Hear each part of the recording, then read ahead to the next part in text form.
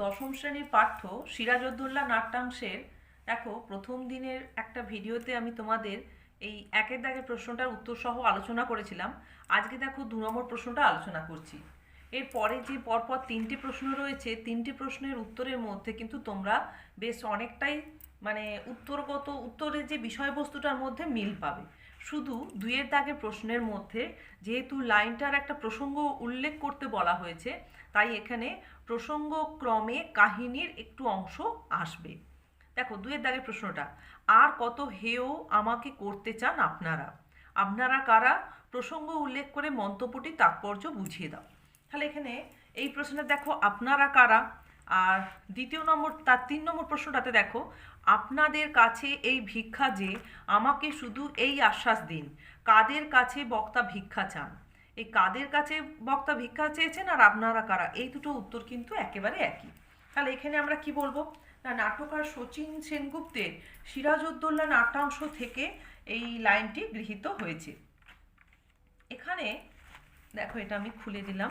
তা এখানে মূলত আপনারা বলতে বা সিরাজ তার সভায় উপস্থিত সেই সমস্ত সভাসদ অর্থাৎ রাজপল্লব, মির্জাফর, জগৎ শেঠ, রায়দুর্লভ এদের উদ্দেশ্য করেই এ কথা বলেছেন, যারা কিনা সিরাজের বিরুদ্ধে ব্রিটিশ সরকারের সঙ্গে হাত মিলিয়ে নানান রকম চক্রান্ত বা ষড়যন্ত্রে লিপ্ত হয়েছিলেন, আর এরাই ইতিহাসে বিশ্বাসঘাতক হিসেবে পরিগণিত।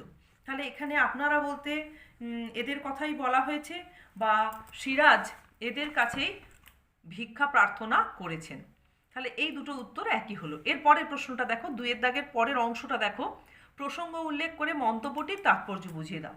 অর্থাৎ এখানে সিরাজ কোন প্রসঙ্গে এই মন্তব্যটা তার সভাসদদের বিশেষ কিছু জনকে উদ্দেশ্য করে করছেন।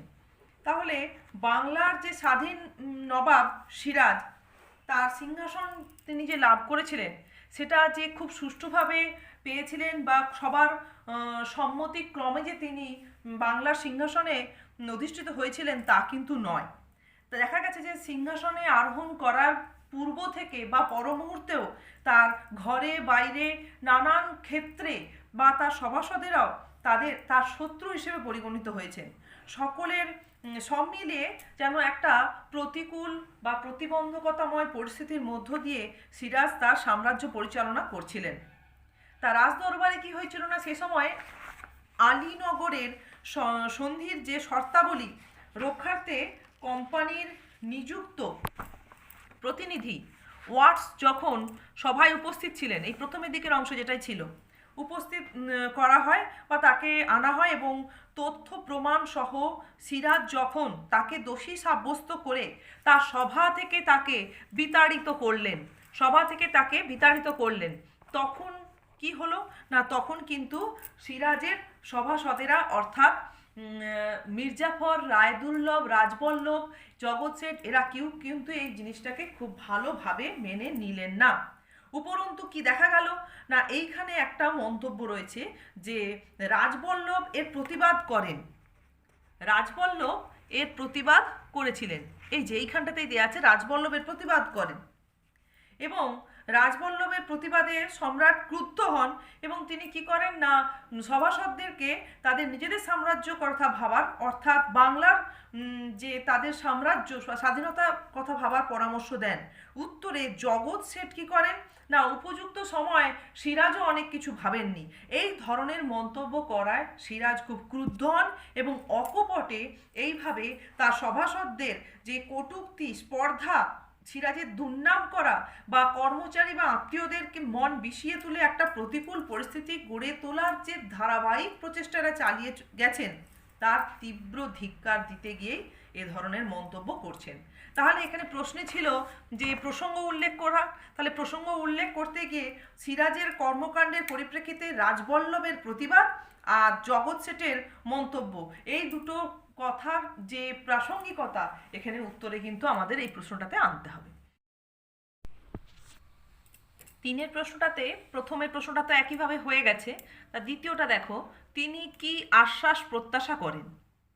তা এখানে সিরাজ তার সভাসদদের অর্থাৎ জগৎ শেঠ, রাজবল্লভ, রায়দুর্লভ, মির্জাফর এদের কাছ থেকে কি ভিক্ষা করেছেন বা কি চেয়েছেন, কি প্রার্থনা করেছেন বা কি আশ্বাস তিনি তাদের কাছ থেকে পেতে চেয়েছেন?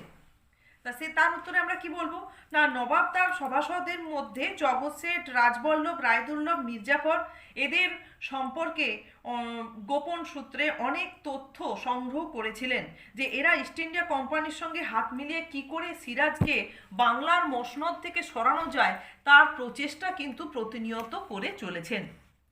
তা এটা তিনি তার গোপন সূত্রেই এই সমস্ত তথ্য তিনি সংগ্রহ করেছিলেন। তা সেখানে নবাব কিন্তু তাদের অনায়াসেই তাদের সেই কুকর্মের জন্য বা অন্যায় কাজের জন্য শাস্তি বিধান করতে পারতেন, কিন্তু তিনি তা করলেন না। কারণ তিনি বুঝেছিলেন যে বাংলার স্বাধীনতার সূর্য বা বাংলার স্বাধীনতা বা তার সাম্রাজ্যকে তিনি হয়তো ব্রিটিশ শাসকদের চক্রান্তের হাত থেকে রক্ষা করতে পারবেন না।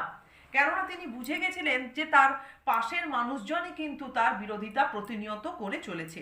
তা সেই পরিস্থিতিতে যারা বিরোধী হয়েছে তাদের শাস্তি বিধান করলেও তিনি তার সাম্রাজ্য রক্ষা করতে পারবেন না, বা তিনি যদি কোনোভাবে সঙ্গবদ্ধ করেও মানে তার বিরোধী পক্ষে চলে যাওয়া সভাসদদের সৌহার্দ্যের মাধ্যমে বা তাদের মধ্যে হারিয়ে যাওয়া দেশপ্রীতি জাগিয়ে তুলে তাদেরকে নিয়ে যদি আবার সঙ্গবদ্ধ হন, ব্রিটিশ শাসকের বিরুদ্ধে যদি প্রতিরোধ গড়ে তুলতে সক্ষম হন, তবুও বাংলার স্বাধীনতা তিনি রক্ষা করতে সম্ভবপর হবেন কিনা সে বিষয়ে সিরাজের মনে একটা বড় প্রশ্ন ছিল।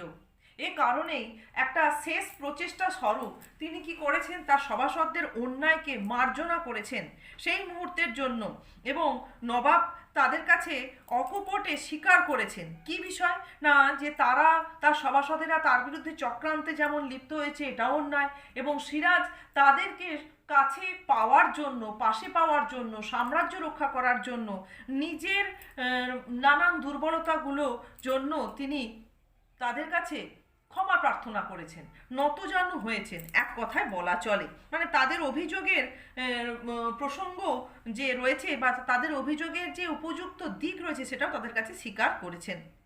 এরপর নবাব কি করেছেন না, ইংরেজদের বিরুদ্ধে দেশীয় শক্তিকে একত্রীভূত করার জন্য মির্জাফরের কাছে সহায়তা চেয়েছেন, কেননা তিনি বুঝেছিলেন যে তিনি তার সভাসদদের ছাড়া, তাদের সঙ্গবদ্ধ হয়ে প্রতিরোধ গড়ে তোলা ছাড়া কিন্তু কোনোভাবেই ব্রিটিশদেরকে এড়ানো সম্ভব নয়।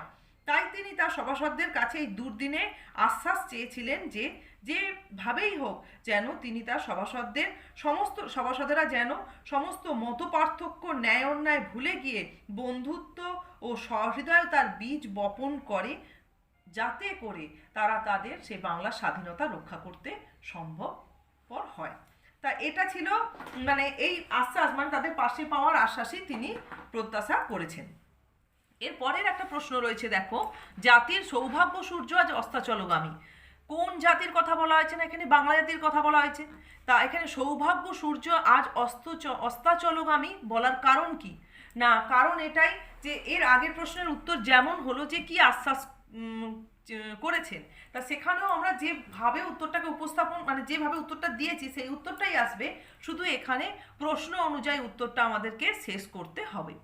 তাই এখানে আমাদের উত্তরের বিষয়বস্তু কি হবে না, এখানে বাংলা জাতি প্রথম প্রশ্নটার উত্তর, দ্বিতীয় অংশে বলবো আমরা যে ইস্ট ইন্ডিয়া কোম্পানি কি করেছিল না, এরা খুব চালাক ছিল, তাই এরা ভারতীয়দের দুর্বলতার সুযোগ নিয়ে এদেশে যে ব্যবসা বাণিজ্য করার নামে বাণিজ্য কুটি স্থাপন করেছিল, এবং বাণিজ্য কুটি স্থাপন করে তারা ভারতের রাজনীতি, অর্থনীতি সব কিছুর মধ্যে হস্তক্ষেপ করতে শুরু করেন, এবং সিরাজকে মানে যে কোনোভাবেই হোক পরাস্ত করে বা পরাস্ত করার একটা অভিসন্ধিতে তারা ধীরে ধীরে তাদের যে সেই বাণিজ্যিক মানদণ্ডকে রাজদণ্ডে পরিণত করার প্রচেষ্টায় লিপ্ত ছিলেন। আর এর পেছনে অবশ্য একটা প্রধান কারণ হচ্ছে যে ব্রিটিশদের এই ধরনের সক্রিয় হয়ে ওঠার পেছনে প্রধান কারণ শুধু যে ভারতীয়দের দুর্বলতা, মানে ভারতীয়দের দুর্বলতা নয়, বরং বলা চলে সিরাজের সাম্রাজ্যের বেশ কিছু মানুষ বা সিরাজের সভায় উপস্থিত বেশ কিছু সভাসদ যারা ছিল তার মানে এক প্রকার শক্তি স্বরূপ, তারাই কিন্তু সেই অশুভ শক্তির সঙ্গে হাত মিলিয়েছিলেন। কিভাবে সিরাজকে সিংহাসনচ্যুত করা যায় ব্রিটিশ শাসকের সঙ্গে সে বিষয়ে চক্রান্তে লিপ্ত হয়েছিলেন মির্জাফর, জগৎ শেঠ, রাজবল্লভ, রায়দুর্লভ প্রমুখরা। তা এরা জেনে শুনেই কিন্তু এই সাম্রাজ্যের ক্ষতি সাধন ব্রিটিশদের সঙ্গে হাত মিলিয়ে এই সিরাজের সাম্রাজ্যের ক্ষতি সাধন করতে সচেষ্ট হয়েছিলেন। তাই এখানে সিরাজ বলতে বাধ্য হয়েছেন যে জাতির সৌভাগ্য সূর্য অস্তাচলগামী। কেননা যখন জাতির মানুষরাই বাংলার মানুষেরাই যখন বাংলার স্বাধীনতাকে ক্ষুণ্ণ করার জন্য উঠে পড়ে লেগেছে, তখন যে যে চরম অবনতি জাতির ঘটতে চলেছে বা যে চরম পরিণতির সম্মুখীন হতে বাঙালি জাতি চলেছে, এটা ছিল সিরাজের কাছে একটা মানে চরম সত্য ব্যাপার। এটাকে কোনোভাবে আটকানো যাবে না, এটা সিরাজ বুঝেছিলেন। তবুও তিনি সচেষ্ট হয়েছিলেন তার সভাসদদের সংঘবদ্ধ করতে। সেখানে তিনি সবাইকে, হিন্দু মুসলমান সহ বাংলার সমস্ত মানুষকেই যেন আহ্বান জানিয়েছিলেন যেভাবেই হোক পলাশির প্রান্তরে সেই ব্রিটিশ সাম্রাজ্যের যেন পরাজয় ঘটানো সম্ভবপর হয়, যাতে করে বাংলার বুকে যে দুর্দিন আসতে চলেছে সেই দুর্দিনকে যেন রোধ করা সম্ভবপর হয়। তা এখানে মূলত মানে উত্তরের যেটা প্রধান দিক, কেন না এটা বলার কারণ হচ্ছে যে গোপন তথ্যসূত্রে সিরাজ জেনেছিলেন বা তিনি বুঝতেই পেরেছিলেন তার সভাসদদের সমস্ত রকম কটূক্তি, অভিযোগ, তিরস্কার, সিরাজের বিরুদ্ধে যে অভিযোগ, সমস্ত কিছু থেকেই বা তার প্রতি যে তার যেভাবে অবমাননাপূর্ণ আচরণ তার সভাসদদের, সেটা থেকে কিন্তু সিরাজ বুঝে গিয়েছিলেন যে তার সভাসদেরা অনেকেই কিন্তু তার পাশ থেকে সরে গেছে।